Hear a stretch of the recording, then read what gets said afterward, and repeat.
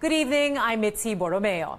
Government troops are pressing on to wipe out what's left of Maute fighters in Marawi City. They rescue more hostages and give themselves until this weekend to finish the fight. Our George Cahiles has the story.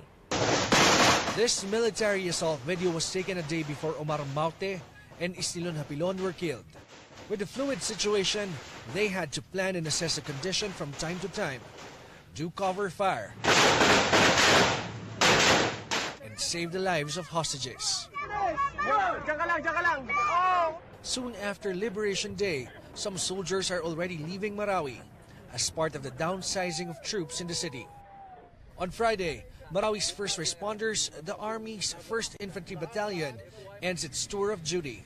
Fulfilling dahil as a combat officer, ito po yung matitest natin. Hindi lang po ako, but ang unit, yung preparedness, which is nag-live up naman to the expectation yung unit natin. No?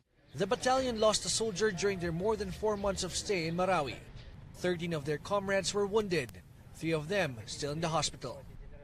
Despite this, soldiers can't hide their excitement to return to their homes. Soldiers are now very happy as they are now about to go back to their homes. And as you see now, after 5 months of staying here in Marawi City, they feel so accomplished that finally Marawi City is already liberated.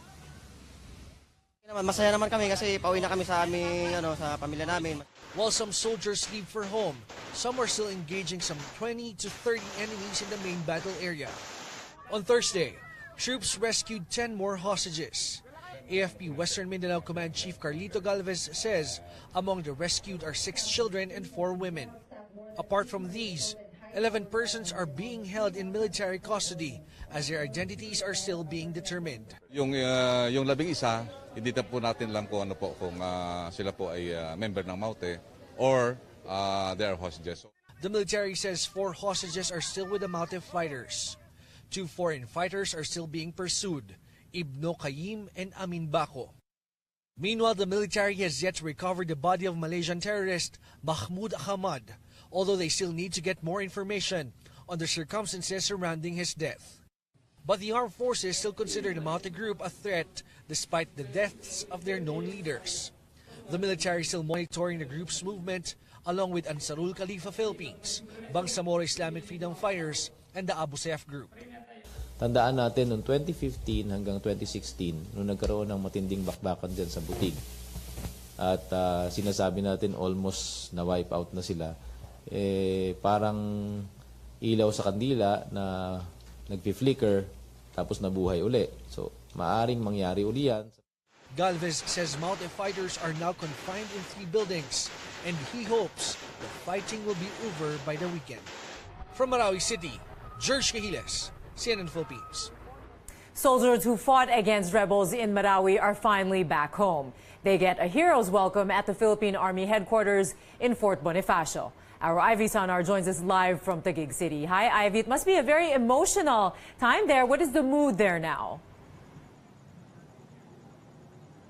Well, Mitzi, they defeated the enemy, have won back Marawi City, and now their well-deserved return home. The soldiers will receive a hero's welcome here at the Philippine Army headquarters in Taguig days after the liberation of Marawi. The homecoming was emotional as the families of soldiers welcomed them at the Villamor Air Base earlier today. Many held banners made by the soldiers' children. Some of them read, "Welcome back, Daddy," "Hero ang Daddy ko," and "Proud Army family." 2 children even welcomed their father in their camouflage uniforms while holding toy guns. For these families, no words can describe the joy they feel seeing these soldiers back from their mission safe and sound.